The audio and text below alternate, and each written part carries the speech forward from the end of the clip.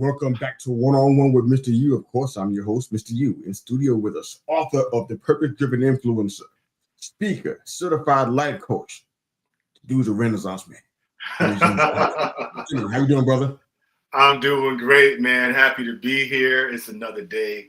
Grateful to be alive and grateful to be on purpose. Copy that, man. Good to have you here, man. I was jamming to your music, man. The intro. I was bopping up and down, man. I was like, this is good. I'm partial, brother. Every one of our shows, the music is just I'm locked into it. I was feeling it. I was feeling it, man. It's weird, like your own stuff, but I'm sorry. I just love our music. Listen, if you don't like it, nobody else is gonna like it. Thanks. But no, it's really good though. But your story is incredible, man. I want to give people to get a chance to hear from you, man, with the time that we have, man. So we always start our shows off asking our guests to come in and kind of share about their upbringing, their background. How did you get from there to where you are right now, man? Go ahead and bring us in, man. Tell us a little about you. Where do we start? Do you want the Cliff Note version or do you want the biography? How long is the biography? I guess is my question. Man, well, first and foremost, I just want to say thank you for the privilege to be on your platform to speak about a subject that's near and dear to my heart, which is purpose. And so I just want to say thank you for that. A little bit about me. My name is Jimmy Jean. Born and raised in Brooklyn, New York. I'm a husband. I'm a father to a 3-year-old toddler who is keeping us on our toes. Oh man, keeping us on our toes, man. He's my greatest assignment and my greatest purpose at this moment in my life, and I don't think that's ever going to change. But yeah, I was raised in Brooklyn by a single mom. My dad wasn't in the picture. He was an absentee dad. And I was raised by some powerful women in my life, my grandmother and my aunts. And you know how it is, man. It takes a village to raise a kid. And now as being a dad, now I know, like, wow, like I can't believe my mom did this with the three of us. And so there's a lot of gratitude and appreciation for that. Growing up with a single mom, it wasn't easy.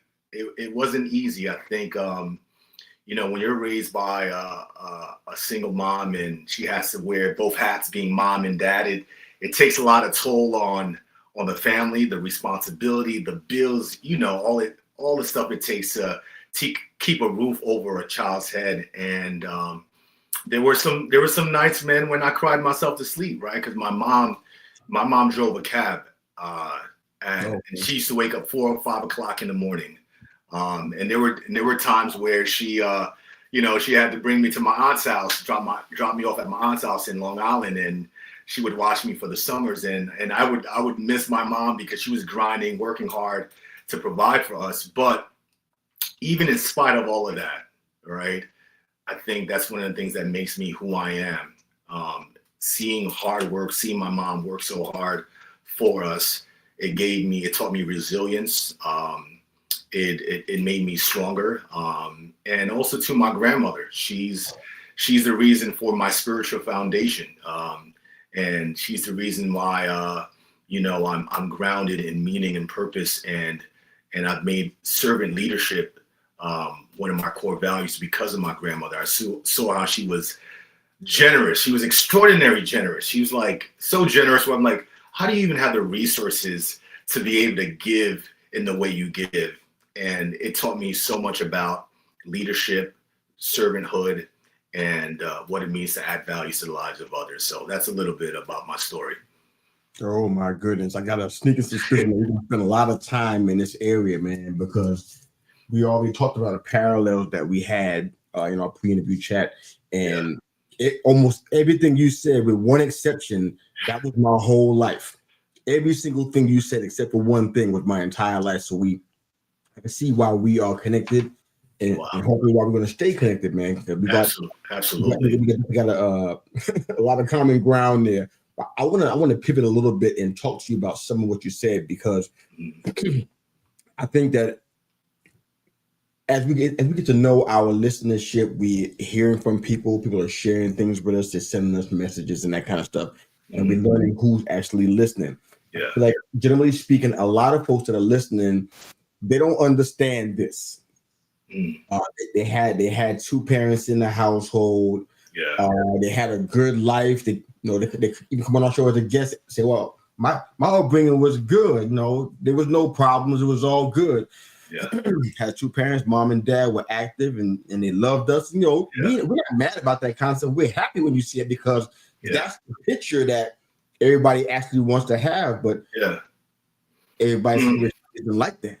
Yeah. And I want to talk to you a little bit about, if you can speak to it, because I know there's people who are watching who had childhood like we did. Yeah. Mom was faithful, covering all the bases, wearing all the hats because dad wasn't around. I was an active, athletic kid, and she had to match that. Yeah. Had me out there on the 10 speed, had me out there on on the baseball field. I wanted to be a New York Yankee growing up, so she was out there helping me, hit some fly balls and catch some shags and stuff. She was out there. Yeah. Oh, man. Yeah. I was doing all this stuff, and she was right there along the way while working two jobs and going to school. So she was doing all that stuff. Yeah. Me and my sister as well. So tell me how you feel you got to the place where you can be a parent or father specifically to a child when you didn't have one. Talk to me about where you think the turn got made, because there's no books for us to read on that kind of stuff. Yeah. They might be out there, but we didn't have any books to read to teach us how to do this when the father wasn't there. How did you do it? I'm still doing it. Fair. I'm still doing it, but there's a saying that it's hard to be what you cannot see. But I always say that it's not impossible. And I think it's a decision to say, I didn't have this growing up. And just as generational wealth can be passed down, I believe that generational healing can be passed down. And I wanted to be the difference maker. And I wanted to say, you know what? My son, he's going to be raised with two parents, because I saw what the brokenness and the domestic violence and the alcohol abuse, how that destroyed my family and how that affected my dad, because he had those struggles. And I just made a decision. I said, this is not going to be my story, right? This is where it ends. And I think, our pain may not have been our fault, but the healing is always our responsibility. And it's easy to be a victim. But, I said, I'm not going to be a victim. I'm going to be a hero. And it takes a lot of courage to step into your hero story, because it's easy to be a victim, like I said. But I also credit, as my journey started to unfold, I've been blessed with a lot of men. For some reason, I just believe that God knows how to fill in the gaps. And for the things that we didn't have, the things that we felt that we were shortchanged by, for some reason, there's a saying that when the student is ready, the teacher will appear. And I think I was just ready. I was at a point in my life where I was just ready for some mentorship. And all of a sudden, the right people started coming along. Men who've been fathers and married for 30 plus years. And one of my mentors, his name is Spencer Tillman. And I can call him right now. If I say, hey, this is what I'm going through. How do you do this? How did you parent? And I could just kind of glean wisdom from them. And so it's a lot of work, a lot of therapy, a lot of inner work. And like I said, just been fortunate to have some really solid people in my life that I can lean on. And so, and not to say that there are moments where I have, where like, what am I doing? This must be a joke. Like, I've been entrusted with one of the greatest responsibility is to raise a child. But, my son, I love him dearly. And I shower him with so many kisses and affirmation, all the things that I did, all the things that I didn't get. And I know he's probably tired of me, but, but we read together. And one of our favorite books is called Daddy's Arms. And I'll share a story with you. I remember one time, man, this chokes me up, but just It's one of his favorite books, and we were reading Daddy's Arms, and it talks about being held in your daddy's arms and being safe in your daddy's arms. And as I'm reading this book, I realized I was never held in my daddy's arms. Mm. Like what? Like I don't know what that feels like. Wow. And I remember I was reading one of the sentences in the book, and I remember just I broke down in front of my son, and I'm crying. He's like, "What?" He's like, "Why are you crying, Daddy?" And I was like, "I don't know. I said, I just love the book, and I just love spending time with you." And it made me cry, but the fact that I can hold my son in my arms, and he's gonna know what it feels to be in Daddy's arms. Wow. That's the greatest gift right there. Oh, I love that. You can't get me to cry on my own show. Good job, Jimmy. No, I love this, man. I love to spend some time talking about our old neighborhood and where we came from. I don't know how much time we have, so I gotta not do that today, so we can spend time for the other thing that we have to talk about. But we could always run it back, man. We could always run it back. We'll be doing a whole lot of running it back. I got that feeling already. But your upbringing in Brooklyn, tell me how you think it shaped your mindset and your leadership style. I know a lot of folks that come from where we come from. Yeah. There's always a host of different responses to that. Yeah. People are still in the hustle and grind mentality. It's all they're thinking about doing. They're trying to just get over or get to the next.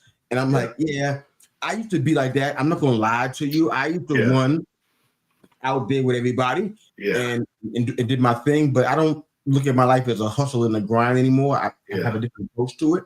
Yeah. How do you think that Brooklyn specifically shaped the mindset you have now, or kind of shaped your view of leadership and what that means to you? Talk about that real quick. Man, that's a great question. I think, Brooklyn is not what the Brooklyn it used to be. It's totally different now. But when I but when I lived there, Brooklyn gave me my grit. It gave me some swagger. It gave me confidence. But I think what crafted my leadership style is, first I want to say I'm grateful for my upbringing, because I was raised in a religious household, and my grandmother, we used to go to church every Sunday, and sometimes even 2 days within the week, like on a Wednesday or a Thursday. That became a safe haven for me. Honestly, it shielded and protected me from a lot of the trouble that I probably could have gone into, but because my grandmother was just so strict, and not to say I didn't get in trouble and I didn't cause any chaos, because I did, but I'm grateful for that because it protected me. And I used to say, like, why do we got to be on church on a Wednesday? Like, I could just be kicking it with my friends, or I could like be watching basketball or something like that. But, God had a bigger plan for me. And I think that was just part of the divine plan to protect my purpose and the assignment and the calling on my life. And so I'm grateful for that. And so, like I said, back to how my grandmother, she was just so giving, and just from preparing food for Sunday services to bring to maybe the leadership team, and all those things that she did. And I just kind of saw that. And at 5 years old, she used to bring me to church. And I remember sitting on those blue benches, and I didn't remember anything that was being said, but I feel like being in that atmosphere, there was just a seed that was being planted. And I will say that more things are caught than taught. Right. Yeah, and so I was just in that atmosphere of seeing purpose-driven leadership shown to me and modeled, and to the point where I became one of those people where I was helping out, and whatever my grandma, I became her like her personal assistant and helping her. And so, those times they really shaped me, and I'm grateful for that, because I wouldn't be who I am today without it. I love it, man. There's one thing you shared during our initial chat about how true influence starts with service. Yeah.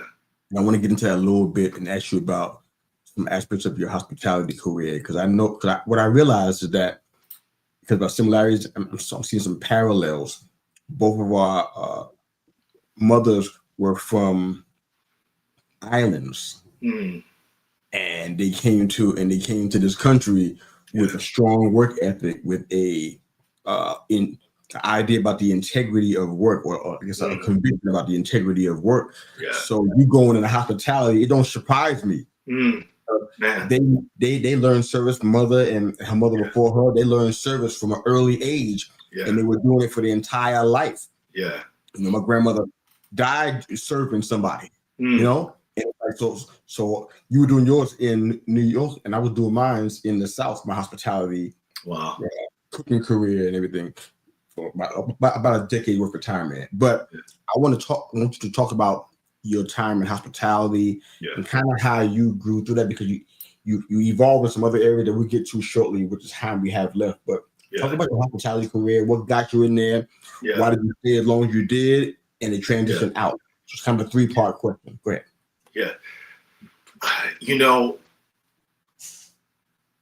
A calling is not something you pursue. It's something that pursues you. And hospitality called me. And I remember the day that I first stepped into my first hospitality job, and I was working for a Hilton in Hasbrook Heights. And I remember the day that I walked in there, and there was just something about the atmosphere, seeing people in suits and just this professional environment. I'm like, yo, this is where I want to be. And the first time that I submitted my application, they didn't hire me. They said they weren't hiring. And I was just so persistent. And I remember one day, man, I'll share this story with you. One day I was just so persistent. I was calling every day. And I remember calling, and the HR lady, she picked up the phone. She said, oh, yeah, we're hiring. Can you come in for an interview today? And I remember walking, and it was so hot. I was walking where I was living, which was like literally maybe an hour. And I remember walking and in a suit. And I was actually so down and out that day. And I was just depressed, and just life was just kind of taking a toll on me. And I remember walking, and as I was walking, I remember seeing this lady from my church. Her name was Sister Gloria, and Sister Gloria, she drove a van, and she said, "Jimmy, where are you going?" I was like, "Hey, I'm going for an interview at the Hilton Hasbrook Heights. Can you?" She said, "I'll take you." So she drove me there, and in the parking lot, she said, "Jimmy, I'll be praying for you while you're in that interview." And I was like, "That is wonderful." So I go in an interview. I get it. They hired me as an overnight houseman. An overnight houseman's responsibility is you got to make sure that the exterior of the hotel is clean. You got to make sure that the toilet bowls are clean. You got to make sure you're mopping the floors. Anything a guest needs, you deliver to the room. Like, you're literally the go-to guy for everything. And I said to myself that if I'm going to mop floors, that I'm going to be the best toilet bowl cleaner they ever seen in this place. I'm going to clean toilets so well that when someone uses the bathroom, they're going to see their reflection in that toilet. And I just approached my job with a level of excellence, right? And it's easy to, I always say that there's no such thing as an average job. It's just people who have an average approach Come on, man. That's good, man. Towards their job. Right there. And so no matter what you're doing, if you have a spirit, the thing about a spirit of excellence is not really about the job. It's so that you can have an excellent spirit, all right? I wanted to have an excellent spirit. And because when you have an excellent spirit, you become a magnet for opportunities and blessings. And so I did that job to the best of my ability. And what happens when you work as an overnight houseman, nobody is seeing you, right? It's so easy to cut corners and say, you know what? I'm probably not going to mop. I'm not going to mop this section of the lobby, right? Who's going to know, right? I'm not going to water the plants outside, right? I watered it yesterday, right? I don't need to do it today. But now I know why hospitality became so easy for me, because seeing that modeled as a kid, and my grandmother, how when she would cook for, you would think she's cooking for like a whole country, right? Because she just believed in just sharing, and she just had an abundance mindset. And I learned hospitality. So when I fell into hospitality, that was one of my core values, right? It came second nature to me. And so, I said to myself, when I started in hospitality, there's nobody in this building who's going to outserve me. And I just approached it with a sports mentality. In sports where, you got that player who's going to hustle for the 50 balls and who's going to do the things that don't show up on the stat sheet. That was me. And I said that no one's going to outserve me. And that became my edge. It became my competitive advantage. And as there's a scripture that reminds me that a man's gifts will make room for him and bring him before great kings. And so I think the secret to promotion is excellence, is service. And that's been the secret of my life. I really hope that doesn't go over anybody's head out here, because that right there is gold. That excellent mindset, that's gold right there. People might think it's beneath them to do that kind of stuff. And like, wow, that's how you get.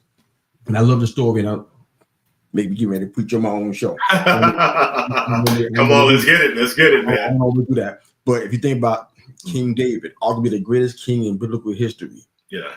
We get it glamorized, look at these little pictures in these movies, but David's job was grimy.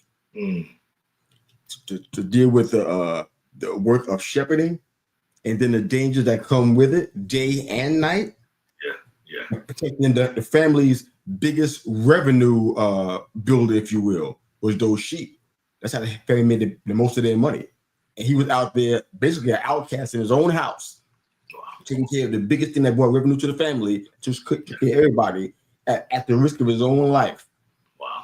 And he took that thing with excellence. That's how he approached it. Every day it was with excellence. Yeah. He didn't bark and complain. It was excellence. And that work right there made him fit to be a king. Absolutely. So I love what you were saying about the excellence, man. So this is good. Okay, we gotta keep on. Absolutely. Right. I think anything that you do in life, I think sometimes we have this focus that we want to get over here, and we dismiss the now, right? But the now is the training ground. It's the training ground that's going to get you to wherever you want to go. And so you got to hold the vision and trust the process. And even though your now doesn't match where you're headed, right? You got to honor the now. You really got to honor the now. I love that. You talked about how service is your superpower. I love when you say that. Yeah. And I love that because you're the kind of person, this is just a side note, a commentary on Jimmy G. Yeah. You're the kind of person that really changes the world. Thank you, man. You recognize you're not trying to do it. People think, oh, you're changing the world from being at its heights. Yeah. But those that are in the foundational work, those folks that don't mind serving and leading by example, you're the one that changed the world, man. So I commend you, brother. I appreciate you being here deep in. Thank you, man. Bless this episode and bless this podcast by being here, brother. Now you wrote a book called The Purpose-Driven Influencer, Soulful Guide to Authentic Living and Leading from the Heart. Yeah. Tell me why, two-part question. Why'd you write that? And in your opinion, what is a purpose-driven influencer? Yeah. Talk about that real quick. There's a beautiful quote that reminds me of why I did this. And it says, if there's a book you want to read, but it hasn't been written yet, you must be the one to write it. And so I created something that I needed for myself, something that was going to ground me in meaning and purpose. When I first started using social media as my vehicle for purpose and to express my gifts and my talents, right? I think what you start to realize that, oh, wait, this person has the gift of inspiration. This person has the gift of motivation. And you start to get, and you start to fall into the comparison trap. And all of a sudden you're like, oh, this person has more followers than me. And they got more subscribers. They got more comments on the post. And what that started to do was just started to create a whole bunch of noise. And that noise is just really a distraction, and we won't be distracted by comparison if we're captivated by purpose. And I wanted something that was just going to keep me focused on my lane so I can run my own race without getting caught up in the noise. And I think there's also a lot of people. I wrote it for, number two, I wrote it for people who don't have the courage to begin to influence a journey.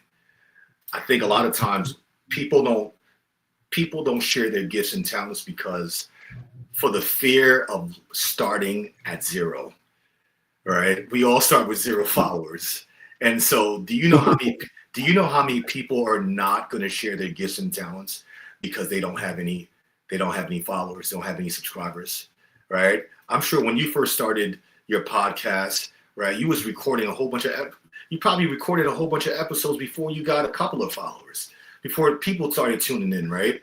And so, yeah, and so I wrote it for those people who have a message to share, and you want to ground yourself in something deeper without having your identity be hijacked from the from the dopamine hits of likes, and so I wrote it for those people who have a message to share, and you don't know how you fit in, and you feel like your voice is just another echo, and you feel like no one sees you. But I always believe that someone's always watching our journey, and they're being inspired by us even when we don't know it. No, I totally love that, man. We almost out of time, man. But I'm going to try to. Oh no! Yeah, man, it is what it is. But I want to try to squeeze in a couple more questions because I'm loving this conversation so much. And that, you know what, we're gonna get together offline and talk more because this is an ongoing thing, and we got to let it just happen. Let it be organically what it is. So yes, sir. But my next to last question for you, in your assessment, looking at your personal transformation journey, all that you've been through, what was the hardest part for you? I love for our listeners, the viewers, to kind of hear the raw aspect, because everybody comes up. Sometimes I say everybody, my apologies. People come on our show, and sometimes they share all the good stuff, the highlight reel. You know what I'm saying? The slam dunks, the 400 feet home runs, that kind of stuff, but not the things that they struggle with. You know that people are still struggling with right now. That can really help them. They hear it. Hardest part of your personal transformation journey. What's that?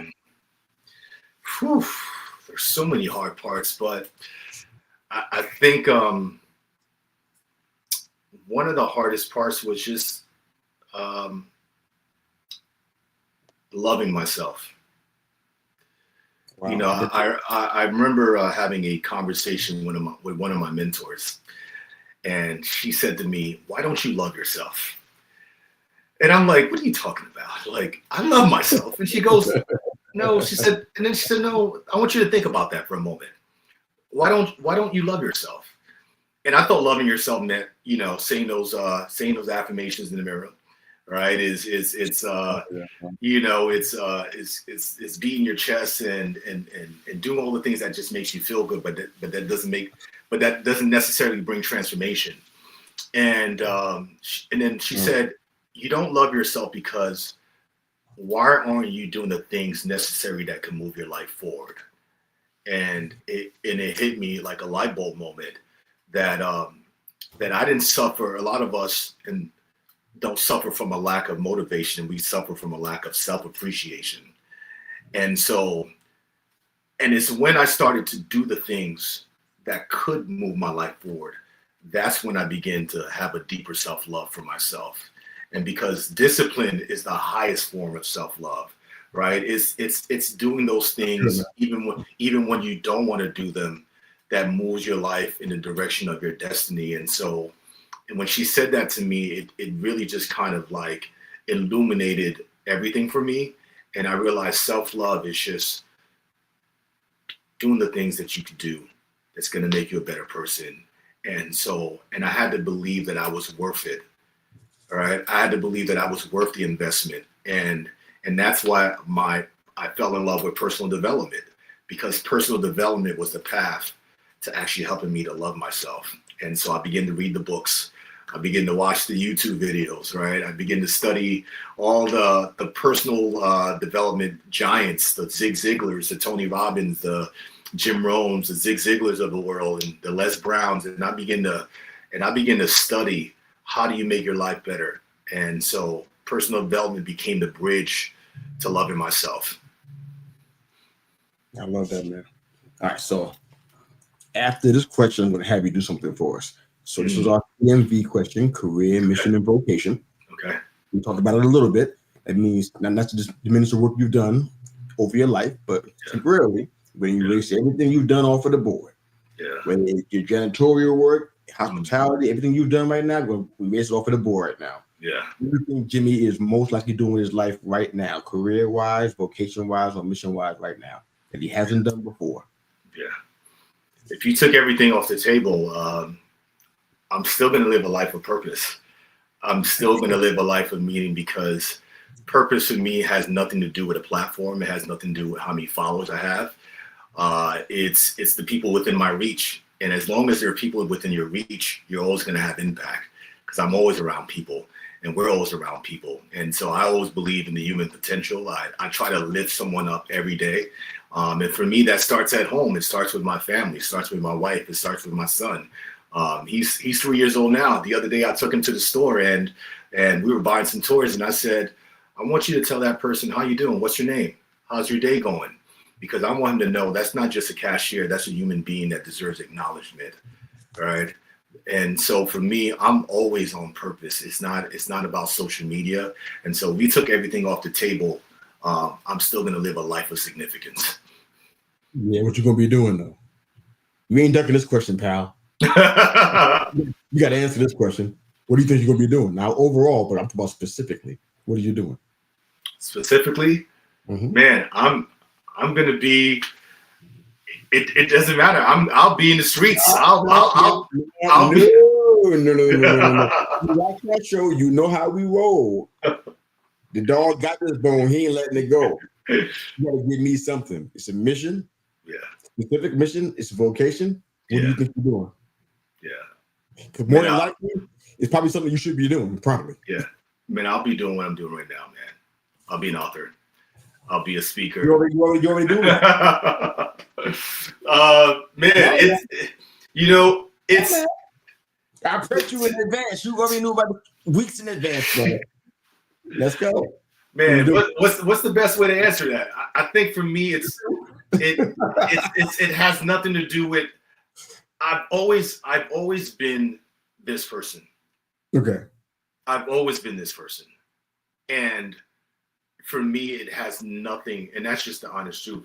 It has nothing. It has nothing to do with a platform, and I've always been the guy that's been, whether it be, if I don't hear from a friend for a while, it's like, all right, let me call you. Let me call you, and maybe you need something. And then all of a sudden I call that person, and it's like, yo, I needed that. Yeah. I needed to hear from you. And so I've always been a vessel of impact. And what I do now has amplified the impact. But I've always been a vessel of impact. All right, Jimmy. I can't get more extra time letting you do it. I'm gonna release you on this for this time, but I want to just commend you, brother, and just say, man, I know what it was like to be in hotel work, especially in New York, janitor work, in hospitality. It's easy for people to look past you and not see you, but they can't look past you now, brother. You are a purpose-driven influence, man. Thank you, my man. They see you now, brother. Let everybody know where they can find your work, where they can find you, man. And we'll go ahead and close out. Go ahead. Yeah, so the book, The Purpose-Driven Influencer, it will be out September 30th. It's available for yes, sir. It's available for pre-sale right now, and you can connect with me at The Road to Purpose on Instagram. It's where I mostly hang out, and come and say hi and drop me a note, and let's stay connected. I love it, brother. This is a fantastic episode, man. You're a fantastic guy, definitely a purpose-driven influencer, man. And I'm just grateful to know you, brother. Man, I'm grateful for you too, man. Grateful for you too, my brother. Thank you, man. We are out of here. You can check out this live episode on our YouTube channel, youtube.com @ Call Me Mr. You, of course. You'll also find it within the next couple of hours on all of our listening platforms. Check us out. We'd love to hear your thoughts on Jimmy and his story and on our show. Have a great day. Jimmy, Mr. You, we're out.